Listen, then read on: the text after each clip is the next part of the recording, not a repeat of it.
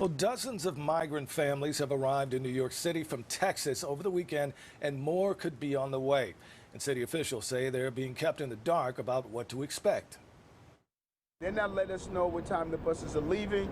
They're not letting us know what are the needs of the people on the bus. They're not giving us any information, so we're unable to really provide the service to people en route. We met with families whose destination was not New York. We met families who were hungry and thirsty, small children. Well, the first bus arrived on Friday and another arrived yesterday morning with people seeking asylum. And we are joined this morning by attorney Josh Goldfein with the Legal and Aid Society, who's working to ensure that these migrants receive the help that they need. Good morning, Josh. Thanks so much for being with us. Thanks for having me. So do you know the exact number of asylum seekers that have arrived here in New York since Friday? No one knows. A lot of people have arrived but then left for other destinations. Many people are not intending to come to New York. So it's been very difficult to get any reliable data from the city about how many people are coming into the shelter system at this time. Well, Josh, let me ask you this, because Governor Abbott claims that these migrant families got on the bus voluntarily. But as you said, it is true that a lot of these migrant families didn't want to come to New York, but they were forced to get on these buses.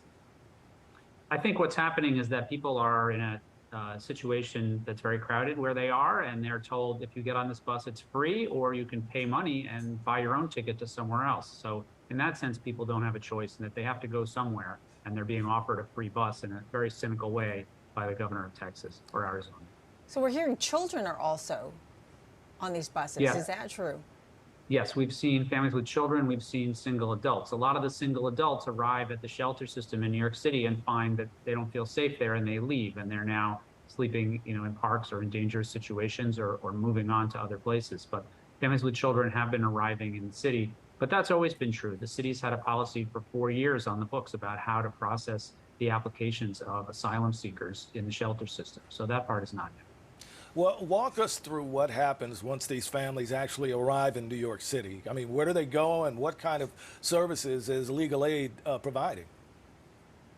One of the worst parts about this is that people are being put on these buses without any information, without any food or water, and they're showing up and not knowing where they should be going. A lot of people are coming separately from these buses that are being paid for by the state governments. There are non-governmental organizations or charitable organizations in Texas and Arizona that are buying people, arranging people's transportation to get to New York. So people have been coming for weeks, one or two at a time.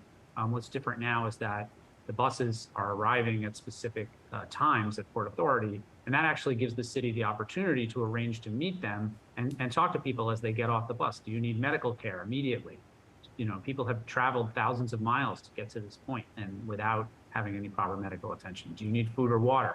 Do you need a place to stay? Some people have a friend or a relative that they know they could get in touch with, and then they can move on to that person. And then some people just say, I have nothing, I have nowhere to go. And those people are directed to the city's intake offices. Now, is there clear communication between the folks in Texas and everyone here in New York City as to when these families are going to be arriving here? Or is it just a wait and see, sitting there at Port Authority and just waiting for families to arrive?